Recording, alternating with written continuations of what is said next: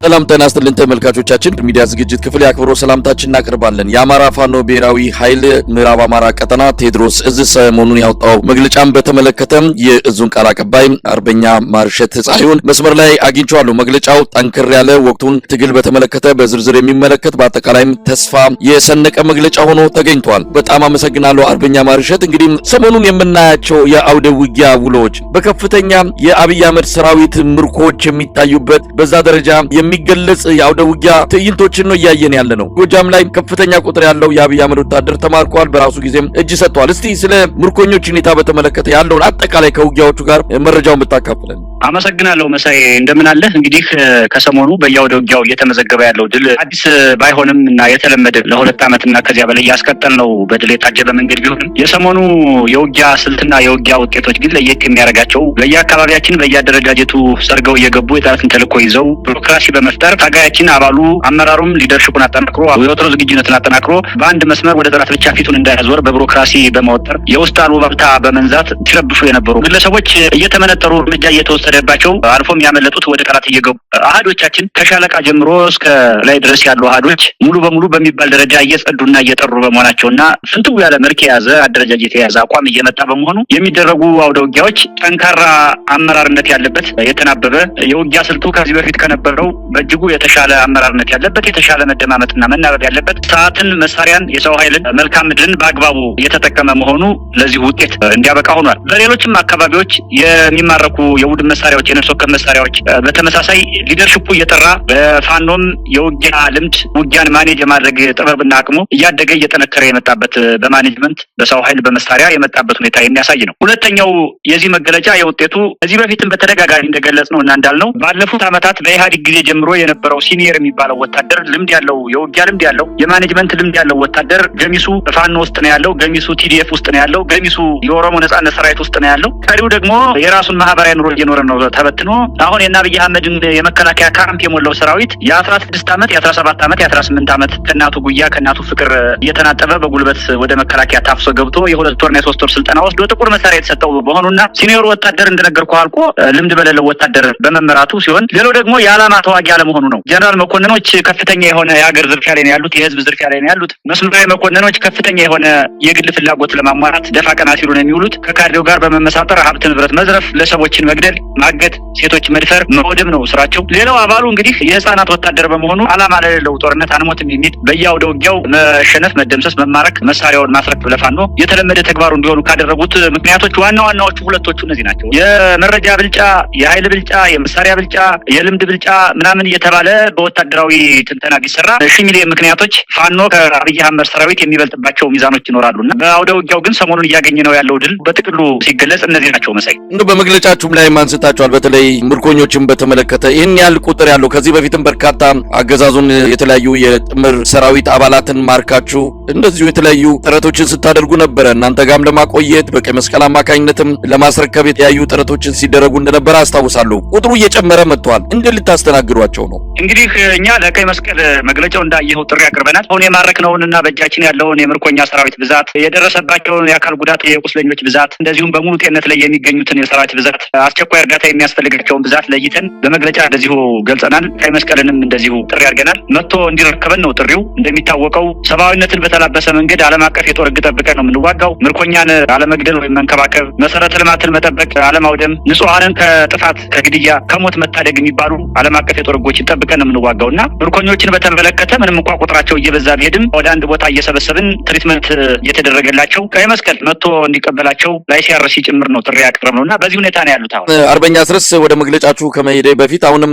ከወቅታዊ ሁኔታዎች ጋር በተያያዘ ነው በእናንተ በኩል የሚገለጹ እንደዚህ አይነት ክስተቶች በቪዲዮ ጭምር ተደግፎ የሚወጡ በመሆናቸው በአብዛኛው ህብረተሰብ ክፍል አማራ ክልል እየተደረገ ስላለው የህልውና ተጋድሎ በግልጽ የሚረዳቸው መረጃዎችን እያገኘ እንዳለ እገምታለሁ። በአንጻሩ አገዛዙ በቂም በቀል በእልህና በጭካኔ በተሞላ ድርጊቶች ንጹሃንን የመግደል እርምጃዎችን እየወሰደ ነው። እስቲ ከዚህ አንጻር ከድሮን ጥቃትም በተለያየ መልኩ አገዛዙ የሚያደርሳቸው ጥቃቶችን በተመለከተ ምን ማለት ይቻላል? እንግዲህ አገዛዙ መጀመሪያም ተነሳበት ስብስቡ በራሱ ማን ነው የሚለው የመጀመሪያው ማሳያ ምስል ነው እና ለኢትዮጵያ ህዝብ ግልጽ የሆነ ማሳያ ምስሉ ስብስቡ ብልጽግና የሚባለው አገዛዝ ስብስብ እነማን የያዘ ነው፣ ምንድነው እሳቢያቸው የሚለው ነው። አንድም ቀን ለህዝብ አስበው የማያውቁ ከህዝብ ጉያ ወጥተው በህዝብ ሀብት ተምረው በህዝብ በጽገው ህዝብን መልሰው መጨቆን፣ ህዝብን መግደል፣ ህዝብን ማፈናቀል መደበኛ ስራቸው የሆነ በዚህ ሜንታሊቲ የተካኑ በዚህ ሜንታሊቲ ያደጉ አምሯቸው በማፈናቀል በመግደል በመዝረፍ በማውደም ሰላም በመንሳት የተመስረተ ማይንድ ሴት ያላቸው ናቸው ሙሉ ስብስቡ። የናብይ ተመስገን የሁሉም አጠቃላይ የነብርሃኑ ጁላ በለው ከሌ ሙሉ ብልጽግና የሚባለው ስብስብ ይሄ ነው በአጠቃላይ ሜንታሊቲው። ሁለተኛው እንግዲህ ወደ አማራ ክልል ጦር ሰብቆ አየር ኃይሉን መካናይዝዱን እግረኛውን ኮማንዶውን ስፔሻል ፎርሱን ይዞ የመጣበት ባህር ኃይሉን ጨምሮ የመጣበት ዋና ዓላማ ግድያ ነው። ለግድያ ነው የመጣው። መሳሪያውን ቀርቶ ቀበቶ እናስፈታለን ማለት እኮ መሳሪያ የያዘውን ሰው በሙሉ እየገደልን መሳሪያውን እንቀበለዋለን ማለት ነው። ይሄ እቅድ ነው ወደ ማጥቃት መከላከል ተቀይሮ ወደ ሙሉ ጊዜ ጦርነት የተሸጋገረውና መሳሪያ የያዘ ሰው ማግኘት እንደማይችሉ ሲገባቸው ሴቶችን መድፈር፣ መግደል፣ ህፃናትን መግደል፣ ቤት ንብረታቸውን ማቃጠል፣ ማውደም፣ መዝረፍ፣ መንገድ ላይ ሰው አስቁመው 150 ሺህ ብር ትከፍላለህ፣ 200 ሺህ ትከፍላለህ። አንድን ገበሬ በባዶ እግሩ የሚሄድ አንድ አርሶ አደር የለኝም ከየት አመጣለሁ ሲል እዚያው ላይ በአንድ ጥይት የመግደል የመረሸን ስራ ነው የሚሰሩት። እንዳየኸው የወደሙ መሰረተ ልማቶች 100% በሚባል ደረጃ በብልጽግና ሰራዊት የወደሙ ናቸው። የወደሙ የመንግስት ተቋማት የህዝብ መገልገያ ተቋማት የሚባሉት 100% በሚባል ደረጃ በመንግስት መከላከያ ሰራዊት የወደሙ ናቸው። የወደሙ የግለሰብ ሀብቶች በራሱ በአብይ አህመድ ሰራዊት የወደመ ነው። ስለዚህ ዋና ስራቸው ከሰብአዊነት በተናጠበ መንገድ ዓለም ላይ አሉ የሚባሉ ወንጀሎችን እየፈጸሙ ያሉ ሰዎች ናቸው እነዚህ ሰዎች እና አጠቃላይ የስብስቡ የብልጽግና አመራር በዚህ የተቃኘ ነው። ወደ አማራ ክልል ሲመጣ ዓላማው እንደነገርኩ ይህንን መፈጸም ስለሆነ ይኸው ለተከታታይ 2 ዓመትና ከዚያ በላይ ይህን እየፈጸመ ነው ያለው። መሳይ አርበኛ ማርሸት ወደ መግለጫችሁ አልፋለሁ። መግለጫችሁን በተመለከተ ምንድነው ፍሬ ሐሳቡ? በዋናነት መግለጫው የያዛቸው ጭብጦች ምንድናቸው ከሚለውን ጀምርና በአንዳንድ ጉዳዮች ላይ ማብራሪያ የሚያስፈልጋቸው ነገሮች አነሳለሁ። በአጠቃላይ ግን መግለጫችሁ ስለምንድን ነው? አመሰግናለሁ መሳይ። እንግዲህ መግለጫው የወጣበት ዋና ዓላማ የመልሶ ማደራጀቱ መጠናቀቁን በተመለከተ የወጣ መግለጫ ነው። መልሶ ማደራጀት ያልነው እንግዲህ በቴዎድሮስ እዝ ከዚህ በፊት ጦርነት ከተጀመረበት ጊዜ ጀምሮ በብርጌድ ተደራጅቶ ከዚያ በ9 ክፍለ ጦሮች ተደራጅቶ ነበር አንድ እዝ ሆኖ የቀጠለውና ይህንን በመቀየር ብርጌድ የሚባለውን መዋቅር በማፍረስ ከሻለቃ ወደ ክፍለ ጦር፣ ከክፍለ ጦር ወደ ኮር፣ ከኮር ወደ እዝ የተሸጋገርንበትና እንደዚሁም ጊዜያዊ መንግስት የወረዳ አስተዳዳሪ ጊዜያዊ መንግስት አቋቁመን ህዝባችን ሙሉ በሙሉ የርትዕ ባለቤት እንዲሆን ፍትህ እንዲያገኝ መንግስት አቋቁመን መንግስት እየመራን ያለንበትን ሁኔታ ነው ለመግለጽ እንትን ያልነው እና ይሄ መጠናቀቁን የገለጽንበት በዋናነት ይሄ ምንድነው ዋናው ከተባለ ነጥቡ ሽግግር ያደረግንበት ነው። ካለፉት 2 ዓመታት ከምናምን አሁን ወደ ከአንድ ምዕራፍ ወደ ሌላ ምዕራፍ ሽግግር ያደረግንበት ነው። በምንድነው ቢባል የመጀመሪያው በሊደርሺፕ ነው፣ በአመራርነት ሽግግር አድርገናል። ይሄ ማለት የመጀመሪያው ፒላር ጊዜያዊ መንግስት የሚባል የወረዳ መዋቅር ያቋቋምንበት ፒላር ነው። ሁለተኛው ደግሞ ወታደራዊ እንቅስቃሴያችን በተመለከተ አዳዲስ አመራር አዳዲስ መዋቅር የተዘረጋበት መሆኑ አንድ ሽግግር ነው። ሁለተኛው ስትራክቸራል ትራንስፎርሜሽን ያመጣንበት ወይም ቅርጻዊ ሽግግር ያመጣንበት ነውና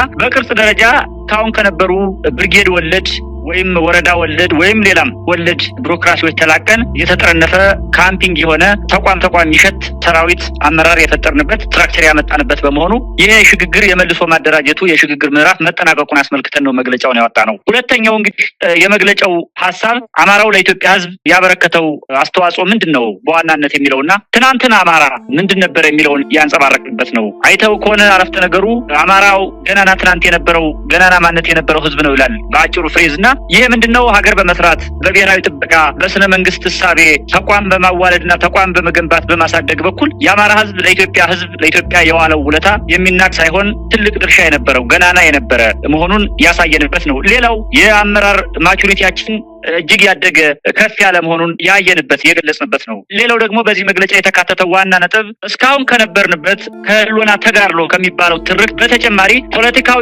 ግቡ ዋናና ቁልፉ የዚህ የህልውና ትግል መውጫ መሰላል መሆኑን ያንጸባረቅንበትና ለዚህ ፖለቲካዊ ግብ ደግሞ በዋናነት ሊደረጉ የሚችሉ ትብብሮችን ሊደረጉ የሚችሉ ስምምነቶችን በተመለከተ በእኛ የበላይነት ቁልፉን እኛ ይዘን በእኛ ቁጥጥር ሀገሪቱን በማይጎዳ ህዝቡን በማይጎዳ ሁሉም ከስሜቱ ሁሉም ከነበረበት የታሪክ ዱብታ ወጥቶ እኩል በኩል የሁሉንም እኩልነትና ነጻነት ሳይነፍግ መቀጠል እንዳለበት ያንጸባረቅንበት። ሌላኛው ደግሞ አንድነትን በተመለከተ በኋላ መጣበታለሁ አንድነትን በተመለከተ እየተሄደበት ያለውን የድርጅት መስረታ ሂደት የገለጽንበትና በርከት ያሉ ዋናና ንዑስ ነጥቦችን ያነሳንበት ነው መግለጫው። መሳይ እንግዲህ በመግለጫችሁ ላይ የተጠቀሱ አንዳንድ ጉዳዮች አሉ። ምናልባት እዛ ላይ ማብራሪያ ይፈልጋሉ ብዬ ያሰብኳቸውን አነሳለሁ። እንግዲህ በሂደቱም የህዝብ አስተዳደርና የኃይላችንን ኃላፊነትና ግንኙነት በግልጽ በመለየት የጊዜያዊ መንግስት አስተዳደር ማደራጀት ተችሏል። መዋቅራዊ ማሻሻያውን በጥናቱ መሰረት በአብይ ኮሚቴ የተመራ ሲሆን የስራ አስፈጻሚ ኮሚቴው የውሳኔ ሰጭነት ሚናውን በየሰዓቱ ያረጋገጠበት ውጤታማ ድርጅታዊ ስምሪት ሆኖ ተመዝግቧል ይላል። ይሄ የጊዜያዊ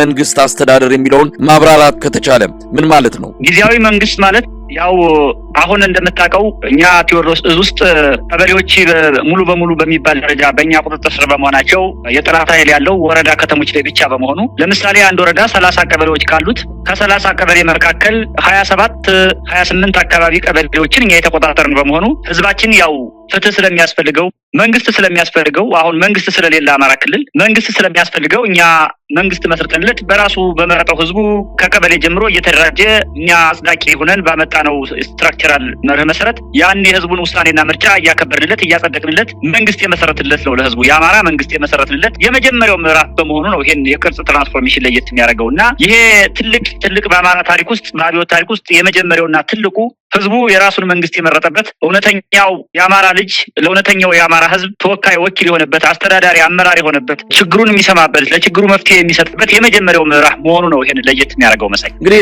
አርበኛ ማርሸት በመግለጫችሁ ላይ ያው የድርጅታዊ የእዙን የማደራጀት በተለያየ መልኩ የመሰብሰብና ወጥ የሆነ የእዝ ጥገገቱን ጠብቆ የሚንቀሳቀስ ኃይል ለመፍጠር የሄዳችሁበትን ርቀትና ውጤታችሁን ነው የገለጻችሁበት ለመረዳትም የተቻለው ከዛ አንጻር ነው። በተጨማሪም ለሰባት አካላት መልእክት አስተላልፋችሁበታል። እስቲ በአጠቃላይ ለነማን ምንድን ያላችሁ? በዋናነት እንግዲህ መልእክቱ ፋኖነትን መጀመሪያ በጥልቀት በመረዳት ብልጽግና እንደሚሰራው ትርክት ወይም የኢትዮጵያ ፖለቲካ ከዚህ በፊት እንደነበረው ቅኝት ሳይሆን አሁን ያለው አጠቃላይ የኢትዮጵያ ፖለቲካ ነባራዊ ሁኔታ አንዱ ትልቁ የኢትዮጵያን የወደፊት የሰላም አማራጭ የወደፊት የአንድነት አማራጭ የወደፊት ብሩህ ተስፋዋን አንደኛውን ትልቁን ፒላር ወይም ምሰሶ የተሸከመው ፋኖ መሆኑን በማስገንዘብ ነው ይሄን ጥሪ ያቀረብነውና በአጠቃላይ በዝርዝር ከመሄድበት ይሄ ጥሪ በጥቅሉ ምንድነው ፋኖን በአጠቃላይ በአዎንታዊ እይታ በማየት ዓለም አቀፉ ማህበረሰብም የኢትዮጵያ ውስጥ ያሉ የትግል ድርጅቶችም ሌላውም በኢትዮጵያ ህዝብ ህልውና ላይ በኢትዮጵያ ብሔራዊ ጥቅም ህልውና ላይ በኢትዮጵያ ሉዓላዊነት ህልውና ላይ የሚያምን ሁሉ